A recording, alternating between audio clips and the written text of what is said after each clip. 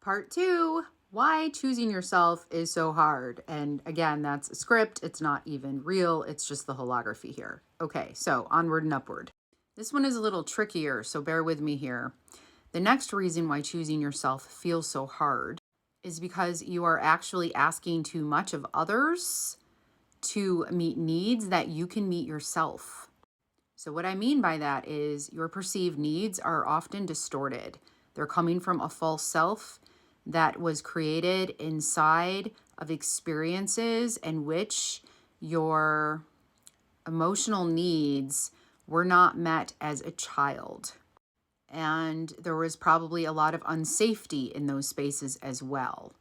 And so what happens is we will unknowingly, from our blind spots, move into this energy that says, I need you to do this or be this for me to feel safe.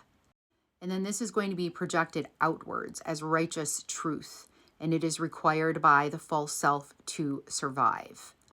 So I'm emphasizing the words that I used in the beginning of this one, asking too much of others to meet needs that you can meet yourself. And this may not be true for everyone watching this, but for some it is. It's going to come from needing to control something in a specific way. So control others then, so that you feel that you are getting your needs met in a way that helps you ultimately feel safer than you might if your needs weren't getting met. And so a lot of times this is going to be like you feeling like you are actually alone and isolated. You might have a core belief. Hang on, the dog. So for example, you might have an unidentified core belief that says, I am all alone.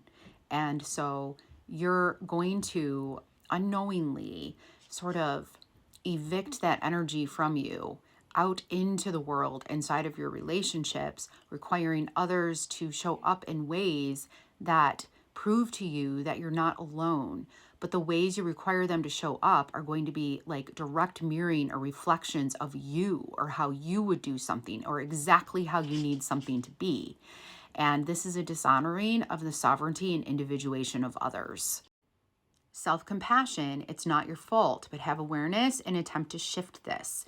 This all comes down to you moving through the script that says that someone else needs to choose you or be you or do exactly like you for you to choose yourself, to create from you. Cut out the middleman.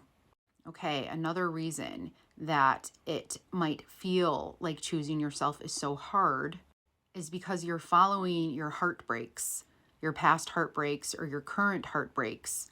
You're following the energy of that heartbreak as a means to heal the fracture.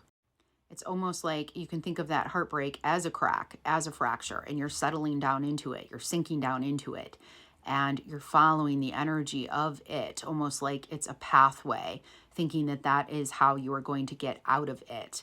But you're not choosing yourself in this space. You're not creating from you in this space. You're just sinking down into the depths of something that can potentially keep you stuck for a while, which is okay.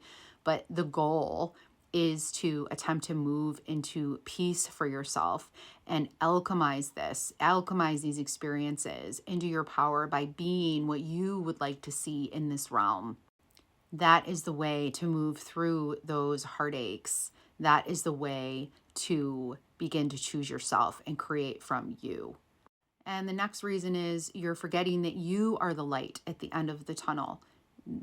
There isn't a light that is not you that exists in any of your tunnels. There is no savior at the end of your tunnel that is not you. There is no one else coming to save you at the end of your tunnel. And so when you remember this, you're sort of backed into a corner, aren't you, with choosing yourself.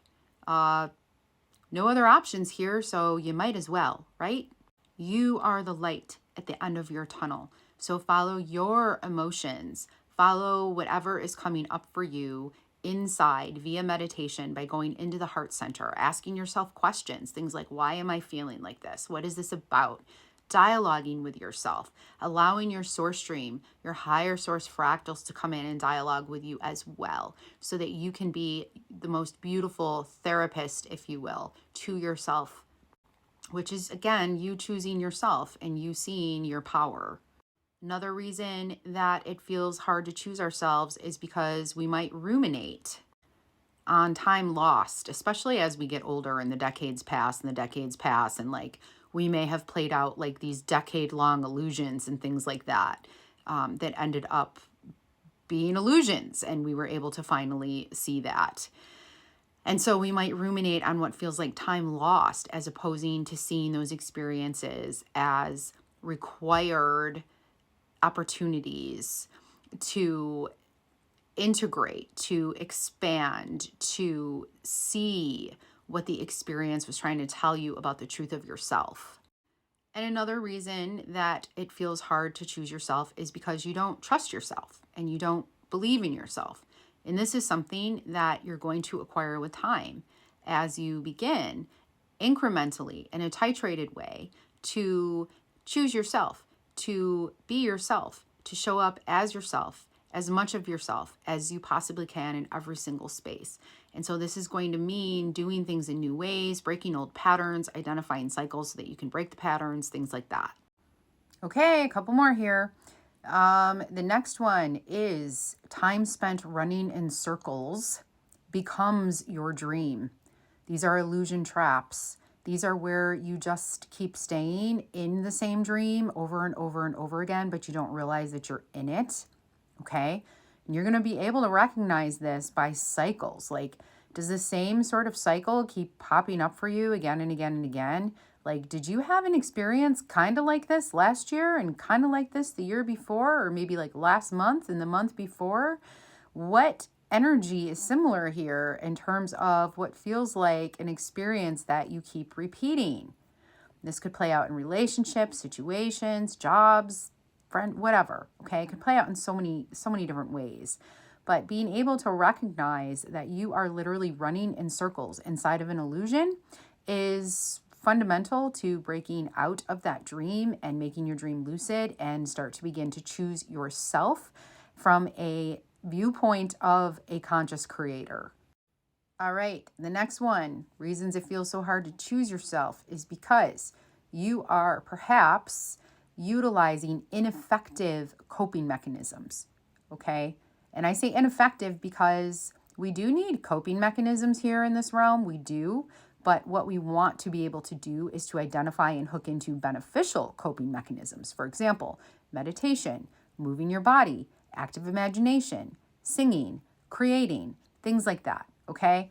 That's also alchemy. Everything here is alchemy. Consciousness is alchemy. But being able to discern coping mechanisms along a spectrum of beneficial and non-beneficial.